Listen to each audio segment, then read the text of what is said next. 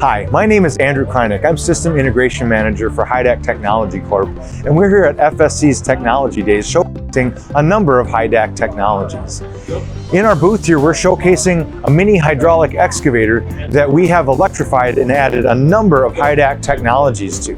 This machine started as a diesel-powered machine. We've pulled the diesel engine out, and we're now running that with gyro internal permanent magnet AC motor technology. That's providing the power for the entire machine.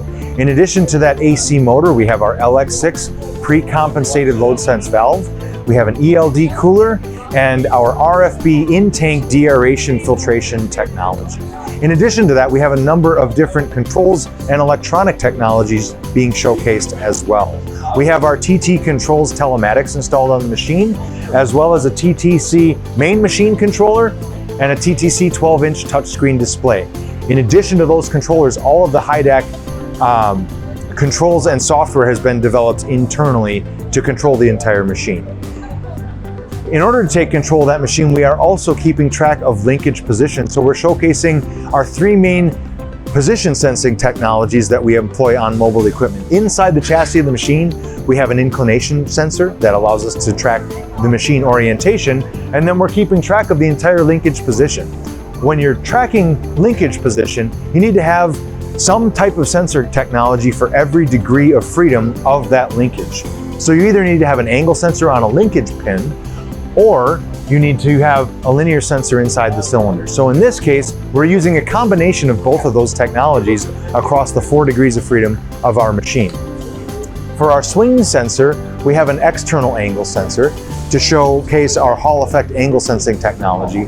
For the boom and stick cylinders, we're using that same Hall effect angle sensing technology, but it's packaged into an internal angle sensor that is allowed to be buried inside of the pin. For our bucket position sensing, we have HYDAC cylinders on the machine, and the HYDAC cylinder that we have on the bucket, we actually have a linear sensor inside the cylinder so that we're able to keep track of that bucket position as the machine is operating. So again, part of the goal of this machine is just to show the breadth of HYDAC technologies. We have a wide variety of technologies that we can bring to bear to help our OEM customers create value for their end users. But not only can we provide all these different components and technologies to the OEM, through customer collaboration projects, we can help integrate those technologies into advanced controls solutions. So for instance, I'm sitting on the machine is on, it's ready to operate, but we don't hear anything. Again, this started out as a diesel machine. Typically that diesel machine is running and that pump is spinning at all times. Once we electrify the machine, we don't have to keep that pump turning when no flow is needed.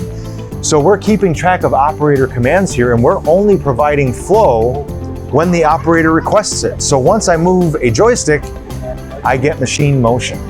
And my e-motor will spin up to the necessary speed to provide the flow that the operator requires to move those linkage components at the desired velocities.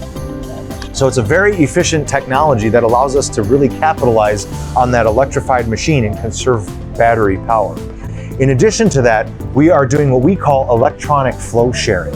I mentioned that our LX6 valve is a pre-compensated load sense valve. This pre-compensated valve has efficiency benefits and stability benefits for the user. So we have lower overall pressure drop than a post-compensated valve would offer us, as well as a very, very stable, very precise, repeatable performance out of that valve.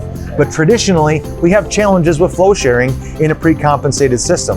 When the machine is in a low flow state, typically what happens with a pre-compensated valve is when I'm trying to actuate multiple functions, I can starve a function because there's not enough flow to go around. And if I'm relying on the hydromechanical system to do that for me, that is a pitfall of a pre-compensated technology. However, because this is an EH, electrohydraulic technology, we're controlling that valve electronically. So I don't have to rely on the hydromechanical system to do my flow sharing. I can do it electronically. So with that electronic flow sharing active, even though I'm in a low flow state, I still get very good multifunction performance. In fact, I can get better flow sharing performance than I can from a purely hydromechanical system because we're doing it with software. So I can prioritize flow, or I can switch between different flow sharing modes, and I can do that on the fly because it's all done within software. So we're, again, capitalizing on the benefits of that pre-compensated system in terms of efficiency, stability, and repeatability. And we're taking that traditional downfall, and because we're doing it electronically, we've completely thrown that out the window. So we're able to take advantage of all the benefits of that valve. I mentioned that we're keeping track of linkage position with a number of different position sensing technologies. That allows us to add safety features. This is a technology demonstrator, so we bring this to trade shows. So I want to be able to prevent operators from contacting the floor, for instance, damaging the floor at a trade show. Or I want to limit the operating range of the machine and prevent that machine from swinging out into the crowd. In the real world, that can be geofences that prevent me from damaging the wall if I'm excavating next to a building, or if I have a buried utility or a power line overhead. I can limit the operating envelope of the machine to keep spectators safe, to keep infrastructure safe, to keep the machine safe and the operator safe. In addition, because of the fact that we're keeping track of linkage position, we can start to look for additional operator assist features that we can add to a machine to make this machine more productive in less experienced hands, right? We want to be able to take a less experienced operator, shorten the learning curve for them, increase their productivity, and make them more productive faster. That tends to be a very marketable technology that an end user is willing to pay for. So in this case, we're looking at a grading operation where we have to carefully coordinate 3 different machine motions all at once. So we have to do boom up, stick in, and bucket curl. Now, I have a fair amount of experience with this machine, so I can do an okay job as long as I move slow enough. But it is a very carefully coordinated motion, and it takes a lot of practice to be able to do that. Well, those relative machine velocities are just a function of the linkage geometry, and that's just math. Now, it's complicated math, but electronics are really good at math equations, right? So rather than relying on the operator to do that carefully coordinated motion, we put that math into the controller and we let the software do the heavy lifting for us.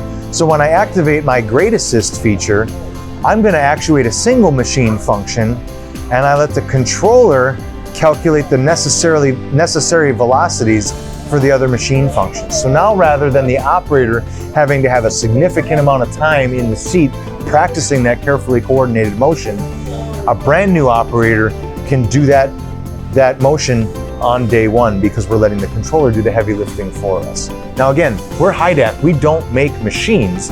We make a variety of technologies that we feel can make machines better. And through collaboration with our OEM partners, not only can we sell you that e-motor and that valve and that controller and that sensor, but through collaboration, we can help integrate those technologies into advanced control solutions.